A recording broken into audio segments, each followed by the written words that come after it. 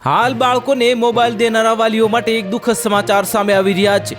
સુરતના મજૂરા વિધાનસભા મત વિસ્તારમાં દક્ષિણ ગુજરાત ઉમિયા મહિલા મંડળના કાર્યક્રમમાં હર્ષ સંઘવી હાજર રહ્યા હતા।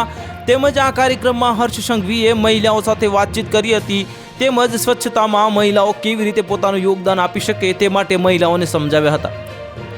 તેમજ માવા અને ગુટખા ખાઈને પિચકારી મારનારને પાઠ કેવી રીતે ભણાવવો તે બાબતે મહિલાઓને સલાહ આપી હતી। ગત રોજ દક્ષિણ ગુજરાત ઉમિયા મહિલા મંડળના કાર્યક્રમમાં ગૃહ રાજ્ય મંત્રી હર્ષ સંઘવીએ મહિલાઓ સાથે વાર્તાલાપ કર્યો હતો તેમજ સોસાયટીની બહાર મોડી રાત સુધી બેસી રહેતા ભાઈઓ ગુટખા તેમજ માવા ખાઈને જે પિચકારી મારે છે તેને બંધ કરાવવા માટે અનુરોધ કર્યો હતો અને કહ્યું હતું કે જો પિચકારી મારતા અટકાવવા હોય તો બહેનોએ હાથમાં ધોકા લઈ નીકળવાનું અને જો તમે ધોકો લઈને નીકળશો તો ગમે તેની માવા ખાઈને પિચકારી મારવાની ટેવ છૂટી જશે।